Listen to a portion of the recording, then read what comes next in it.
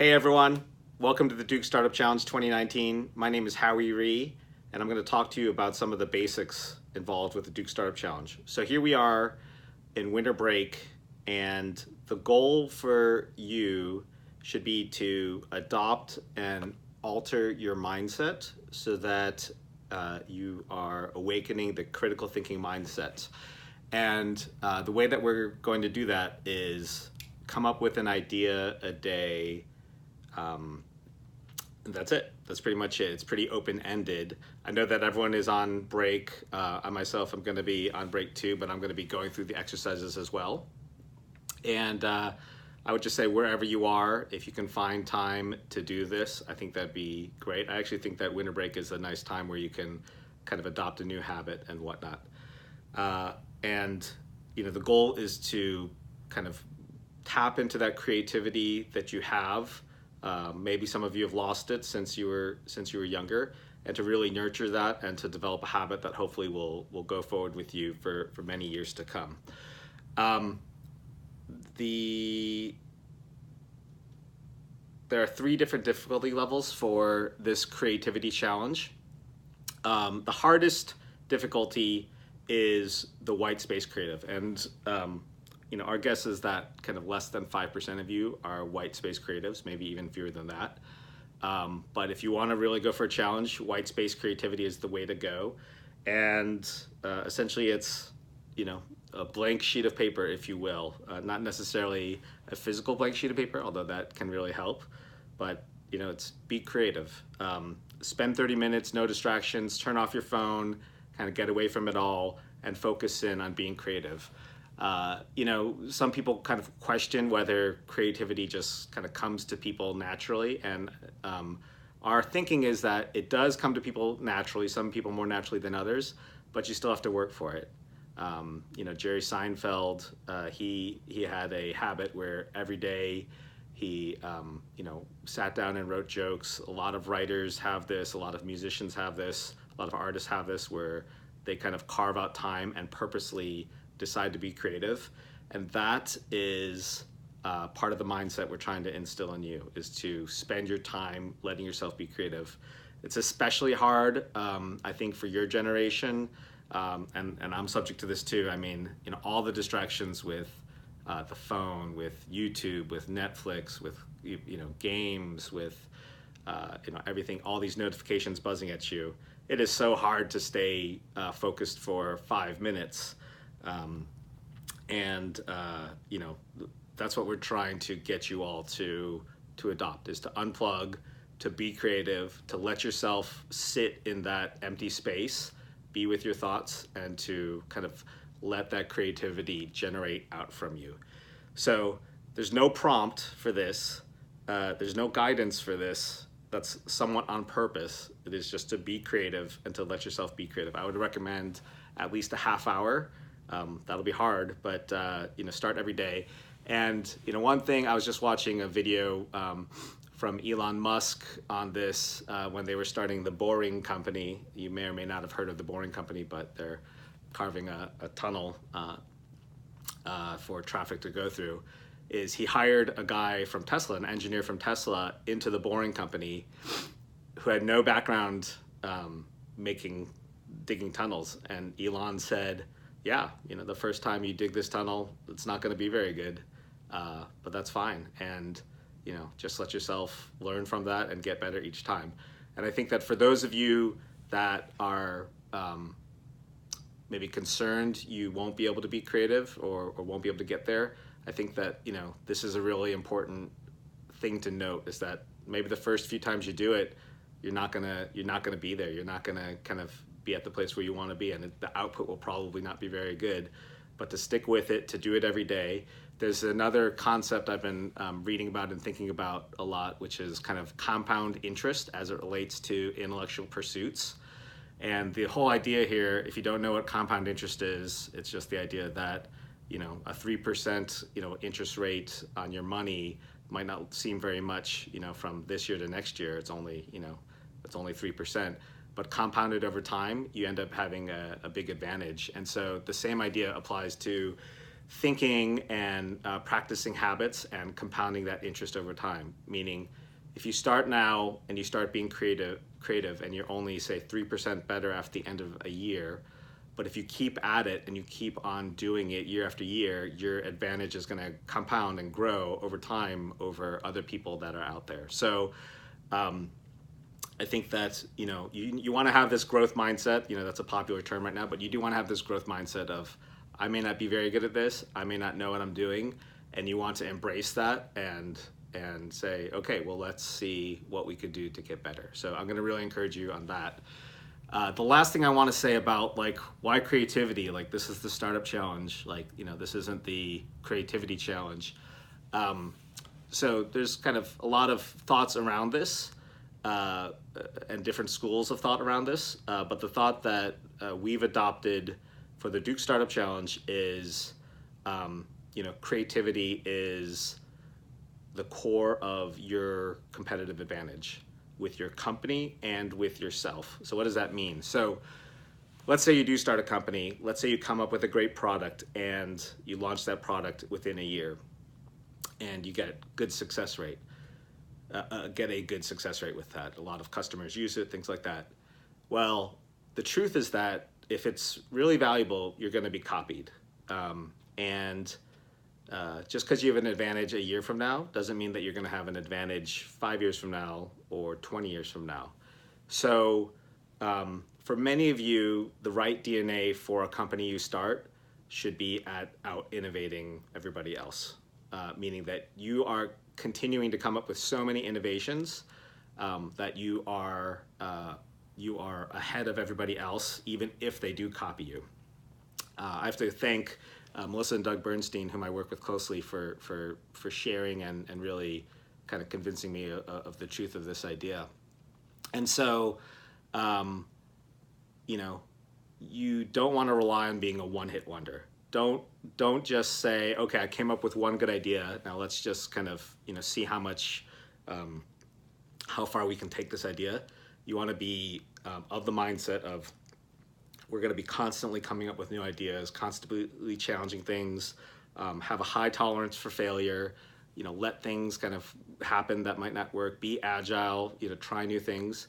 And you really want that for whatever company you might start or that you are a part of. The other thing is for yourself. So I saw this video from Elon Musk yesterday where he was talking about the importance of creativity in career. And his argument is that artificial intelligence is so strong and is going to be so strong. And we could go into this a lot more, but basically artificial intelligence means that computers are outperforming humans, way outperforming humans at so many things, like the game of chess, where computers have such an advantage that no human player is ever going to catch up to those computers. We can go very deep into this rabbit hole, but let's just say that artificial intelligence is coming, and it is dominant over human intelligence. And a result of this is that a lot of jobs of the future, a lot of current jobs are going to be eliminated. A lot of jobs that are kind of very predictable and very happen happen through a process that can be kind of done over and over. Artificial intelligence is going to be way better than humans at that. And so a lot of so if you want to be ready for the jobs of tomorrow, many of which don't even exist today, I think creativity is going to be at the core of that. That's what Elon was arguing, is creativity is what's going to set you apart from others. So that's why we're starting with creativity. It's not just for the fun of starting with creativity, but it's because your future probably depends on it. If you start a company, your company's future probably depends on it. And this is a habit that you should probably be nurturing no matter what, and it's a mindset that you should adopt. Okay, so a few more things I want to share with you. So that's the hardest level, is the white space creativity, and do that every day. The second hardest will be kind of problem-focused creative. So what I mean by this is rather than just have a white sheet of paper, start with a problem in mind and come up with ideas that target that problem. And if you're struggling with what kinds of problems to look at, I would highly recommend Y Combinator's Request for Startups. That's a really interesting list. Just Google it, Y Combinator's Request for Startups. There's also the Grand Challenges. There's a lot of other interesting lists about the problems that are in the world today, or problems that are interesting right now. But I would recommend that you check out that list. So Y Combinator's Request for Startups has 25 kind of problem areas on there. I'll tell you what some of them are. They include, robotics, the future of work, bricks and mortar 2.0. What do you do now that all these big box stores are kind of being outdated, and all these smaller stores are also being outcompeted by Amazon? Bio, which is like what happens with everything that's going on with genomics, personalized medicine, all sorts of things going on in bio. Artificial intelligence, that's definitely one of them. Transportation, I mean, obviously with self-driving cars, that's going to change things a lot with Hyperloop, with SpaceX. There's so many disruptions coming in there, and there's a bunch of different other topics. I'm not going to go through all of them, but what I would recommend for you is to take that list of 25 and to make it less overwhelming. I would choose the 1 to 5 ideas there that most resonate with you. Just to name a few more here, there's also education. What does the future of education look like? Energy, what is the future of energy? Longevity and anti-aging. How do we deal with safeguards against fake videos? How do we better serve underserved communities? What's going to happen with voice apps like Alexa and Siri? What's going to happen with virtual reality and augmented reality? And computer security, how's that going to work out? Carbon removal technology. So there's a lot of topics on Y Combinator's Request for Startups, and I would recommend that you kind of identify 1 to 5 of these topics that really resonates with you personally, and use that as your problem area for brainstorming on. So again, this is option 2 in the creativity challenge. Option 1 is kind of white space creativity. Option 2 is problem focused creativity. And that's how I would go about, one of the ways I would go about finding a problem. The third, and I think this is maybe the easiest creativity challenge here that we're going to offer, is kind of a product focused creative challenge. So that might be just kind of looking around your environment, looking around wherever you're living or wherever you're working from, or wherever you're visiting if you're on vacation, and just having this critical mindset of like, how can I improve that thing that is over there. So for just an example, and I'm just kind of looking around, here is one of my daughter's toys, and I might just say, what are some things about this toy? I know that some of these have broken for her in the past, so it might be like, how do we make the toy a little bit more stable, or make some more configurations in it? It doesn't seem like I can kind of change any outfits here. Another thing is, here's a microphone that is, currently the best microphone on the marketplace for people that are kind of recording, kind of podcasts and things like that. And best on the marketplace in terms of kind of best quality for the cheapest price. And so how would you go about improving this?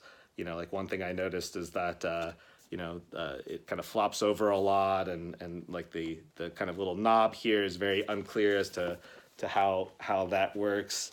And so here we are in my kids' basement. There are many toys here. But I'm not going to go and grab too many of those. So the idea is that you look around you in your environment, and you analyze things, and you try to see things that other people can't see, that other people are not able to see, and you think about them in a different way. And so that's the idea. There's, start with a product and figure out how could you make that product better, and is it good enough? Did the people that made that product, did they get it right or did they get it wrong? So that would be the third kind of creativity that I would recommend you consider going for as you go through this challenge.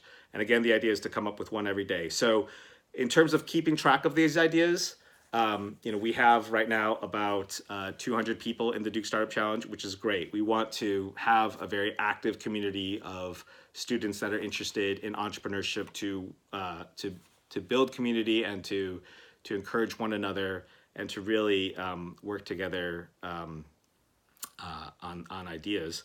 And so, in terms of keeping track of your ideas and all those people keeping track of their ideas, one is just do what works for you personally. So that might be just, a collection of pieces of paper. It might be like a journal. It might be whatever, whatever you want to do. But to make it a little bit more interactive and actually to help us keep track of what you're doing, we'd really recommend that you join our Slack channel, which is at dukebullpen.slack.com. We have about 1,000 people in there already, many students, many alumni.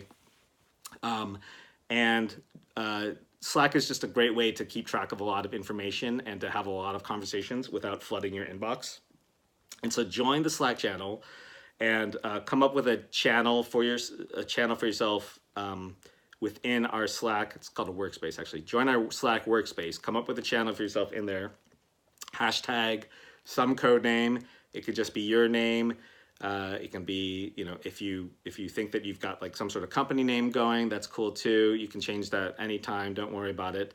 I would ask you to prepend that name with DSC for Duke Startup Challenge. So hashtag DSC dash whatever your code name is, and invite myself, Steve McClellan, Aaron Dinnan, and Monica Hirschbickler onto that channel. You can just kind of add us onto that channel and post one new idea in there every day. I know that for many of us, myself included, we're going to be gone for at least a few days over the next week and a half. But if you're posting your ideas into your Slack channel, and if we're invited into it, then at some point we can come through and review what you've done, post comments, give it a thumbs up, ask a question, things like that. So mostly this is meant for you, for keeping track of your own creative process. But again, if you can do it in the Slack channel, it will be helpful for us to get to know you better and to chime in with ideas with people that you might want to talk to, with other people in the community that might be kind of a good person for you to match with. Okay, so that's it for the creativity challenge. That's the gist. I would say that we're really interested in people in the Duke Startup Challenge being active in the Duke Startup Challenge. So I think at a minimum, our goal is that you participate once a week in the Duke Startup Challenge. The easiest way, frankly, is just through a Slack update on what you're doing or posting your ideas. And this is throughout the challenge that we're asking you to participate weekly. The expectation is that, out of all the weeks that we have in the Startup Challenge, that you participate in about 70% of those weeks. So if you're above 70%, you're kind of in good standing with the Startup Challenge community. If you're below 70%, then it kind of feels like, all right, maybe you're checked out for now. Maybe this isn't a priority. And then, we'll just figure out whether the Startup Challenge community kind of makes sense for you for this year. Because we want people that are committed to kind of improving themselves, improving how they think about startups, and we want people that are engaged. Okay, so that's it on the creativity challenge. So there's more to come. So the next big thing I want to talk about is the spring kickoff event, which is January 7th to 8th. There's not a lot of information about this online yet, but we've had, I think, 150 people RSVP for the event on Facebook. Thank you for that. So this is the gist of the event. So it's going to be 48 hours at our offices in downtown Durham, the Duke INE Bullpen. And the motto is no talk, all action. And that is a motto that we are borrowing from Startup Weekend, which is Techstars Startup Weekend, which is an organization that has run thousands of startup weekends, and we're basically running a variation of a startup weekend. What is this? What is a startup weekend? Well, no talk, all action. Basically, you come to the event and you come up with ideas, hopefully some that you've come up with over winter break. You pitch those ideas at the beginning of the event. Other people that are interested in working with you, or you determine which ideas you are interested in working with, do a little bit of matching, and then you're off to the races. And you're off to the races trying to figure out if there's something really there, coming up with a prototype, talking to potential customers, and this is all in 48 hours. What we provide is a few things. One is kind of the structure and the forcing function, saying, let's do this now. So it's kind of meant to be very experiential, and you kind of draw the learnings from the experience. The second thing is there will be coaches there, especially for day one. A lot of alumni have already signed up. I have at least 10 that have signed up to be coaches there at the event, going around working with teams. We're going to provide meals for both days, so breakfast, lunch, and dinner, and snacks as well. And it's meant to be, really engaging, a way to immerse yourself in learning about startups. So this is going to be, scheduling wise, this is, I think, a little bit easier for undergrads who are already on campus since classes start on January 9th. And my understanding from housing is that, the dorms are already open on January 7th, so you're welcome to come. I think they're open on January 6th. So if you're in a dorm, you should be able to come anyways. For students on a different calendar, like Fuqua students, I know your classes start a little bit later. You're welcome to come to the January 7th to 8th event if you can swing it timing-wise. So that is basically what the spring kickoff event is. Oh, I should also add that it ends on day 2 with a panel of alumni judges, some of which are investors, who are going to kind of listen to the pitches and decide which pitches are their favorite. There are no cash prizes here. There's no kind of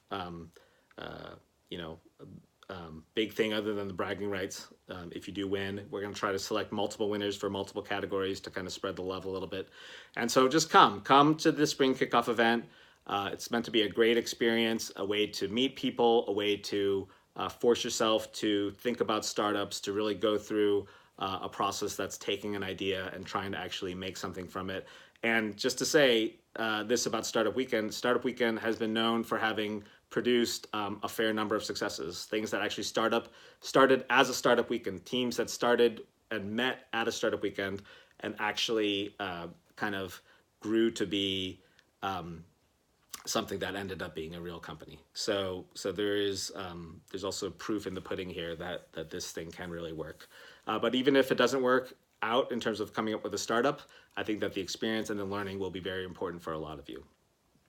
Okay, going forward in terms of kind of upcoming challenges that you're going to have. So after the Startup Weekend, so in January, February, March, you're going to be focused on kind of identifying an opportunity that you really want to work for. I know that some of you already have a startup idea and already to some degree have a team. I would say that for the purposes of right now, for the winner, I would focus a lot less on your startup idea. In fact, I wouldn't focus on your startup idea, and I wouldn't necessarily work with your team on it. You can if you want to, but we've kind of designed the beginning of the startup challenge, the creativity challenge, to be an individually done thing. But starting in after the spring kickoff event, then you're starting to identify a problem area that you really want to hone in on, and to start to work with other people if you want to. And so January, February, March, you're going to be kind of identifying a problem area, identify opportunities, as it's described in the Duke model for entrepreneurial action, which I'll talk more about that at some point. And then we're going to move into prototyping, which is the develop solution part of the Duke model for entrepreneurial action. So prototyping, like actually making something happen. A lot of this is paper prototyping, even if you're doing something that's more technical like software, and really trying to come up with prototypes and get in the habit of coming up with prototypes. Going forward, there's going to be in March and April a selection process. So we have about 500 alumni that have made themselves available year after year to judge the Duke Startup Challenge. And so we're going to have some summary that you're going to put together to formulate, here's the startup idea we're going after. We usually call this an idea summary. And then we're going to share that with our 500 alumni judges and get their feedback in a few weeks. And then the top teams we're going to then invite into the Summer Accelerator. The Summer Accelerator begins in May after classes are done. The Summer Accelerator is a 3-month intensive full-time experience for Duke Startup Challenge participants, that are invited.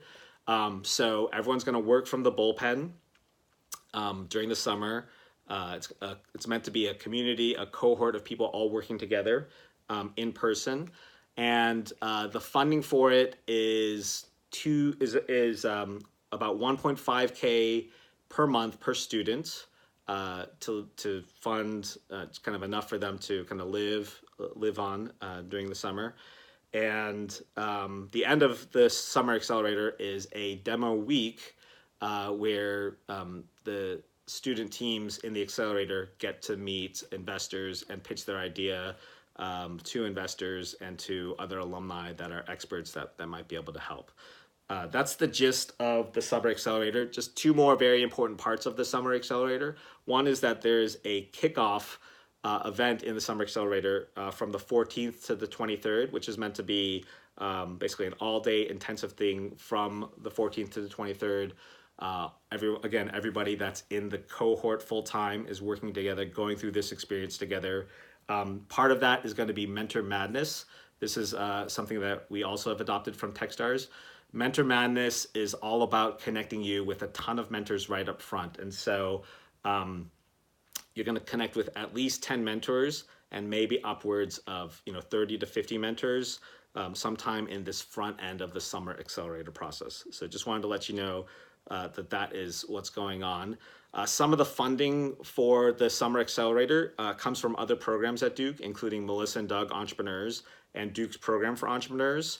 The Melissa and Doug Entrepreneurs is mostly for undergrads, and some of you are going to be eligible for that and should apply by January 4th this year, 2019.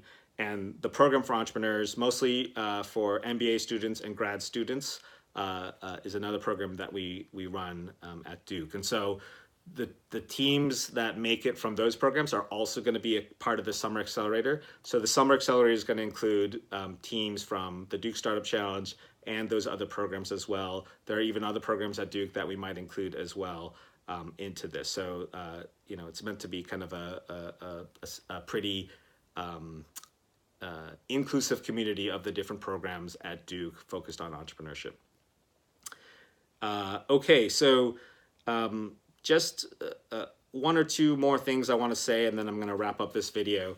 So the one other thing I want to say is on the concept of student founder. So student founder is a new concept. I want to give credit to Bill Walker, our colleague Bill Walker, a Duke alum and Duke professor, for first coining the term, I think, but certainly popularizing it internally at Duke. And Steve McClellan, who has also championed the student founder idea. What is student founder? Well, the idea is analogous to a student athlete. So a student athlete is a student with 2 identities. 1, they're a student. 2, they're an athlete. Some of you might be student athletes. And student athletes actually spend about 20 hours a week in athletics. And this is not just kind of the more high-profile sports like, say, basketball and football, which are probably more than 20 hours depending on the week. But this is pretty much all sports at Duke. And so the concept of student founder is analogous in that we're expecting student founders to spend about 20 hours a week thinking about startups, thinking about entrepreneurship, thinking about innovation. And so the Duke Startup Challenge community is meant to be a student founder community, meaning that the people in the community are meant to be spending about 20 hours a week. And what does that mean beyond kind of some of what we've talked about here? Well, for student athletes, that might include like an 8 a.m. lifting session every day. It might include practices or dinners and games where you compete. We don't have all that infrastructure in place for Student Founder. We're far from it. But that's the idea that we're going for with Student Founder, is to have a set of things that student founders can do, whether it's a 8 a.m. brainstorm session, or a 6 p.m. Student founder community dinner, or a 9 a.m. kind of 9 p.m. Video conference call where coaches work with students on what they're working on. So that's the idea, and that's our hope for you. And we hope that you'll kind of identify with that. The second thing that's analogous to that is kind of expectations, and I've talked about it a little bit, but let me just make it explicit. We work with a lot of students, and the goal is to get those students that are really committed to this, really committed to exploring themselves as innovators and as potentially entrepreneurs, to be creative, to learn skills that are related to, to starting a company, and to be committed and really, time-wise, to be committed time-wise, and to really kind of do this and contribute to the community. So think about that as you're going through this process, as to whether you want to commit to that. And again, our expectation is that once a week you are contributing some information to us about what's going on. So, I think the simplest way for almost all of you is going to be an update in the Slack channel. We do this for our other programs like Melissa and Doug and Program for Entrepreneurs, and it works pretty well. And the goal is that at least 70% of the weeks you will have kind of worked with us on something. So if you ghost us for 3 months, and then you come back and you say, wait a second, we're, really interested in entrepreneurship. I've just been, really busy the last, 2 months because of, X, Y, and Z. Well, that's not a good look for this year. And what we'll probably say to you is like, hey, rather than put you in the summer accelerator, let's consider, maybe having you be involved next year, and see how that goes. So that's the expectation is, if you're going to be a part of this community, then we want you to commit, and we want you to really participate. The other thing that I'll say is talking about teams and skills. So for a number of you, you might be, kind of trying to figure out, like, what do I do with my career? Maybe it's being an entrepreneur, and maybe it's that I want to be a product manager at Google or Apple or Amazon, or I want to be an engineer somewhere, or I want to be a designer, or I want to work in sales, or I want to work in marketing.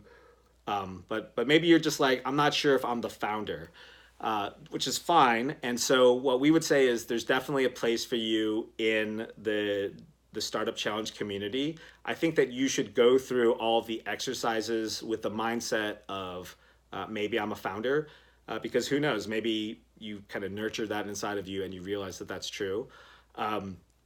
But even if that's not true, our thesis is that the skills that you are learning here are going to be very applicable to many careers. And this is kind of a hands-on experience that's kind of hard to get elsewhere, and a community that's going to kind of nurture you. And so the infrastructure isn't set up for all this, but in our minds, there's kind of a product manager subset, a subgroup that meets.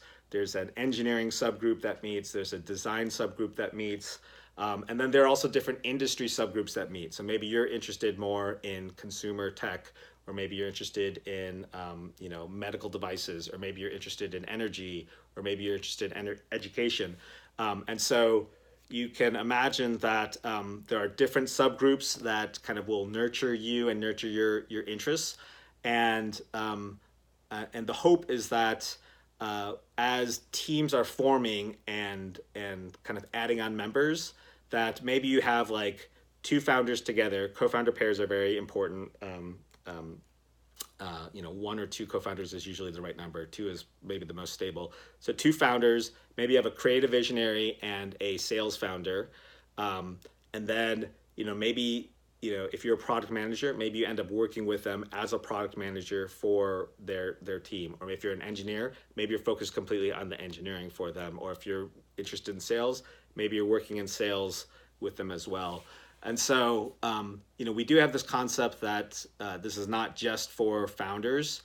even though kind of we are kind of very encouraging for founders, but that, even if you're not sure if you want to be a founder, I think that there are nice paths for you and nice things to learn in the Duke Startup Challenge that would make it valuable for you.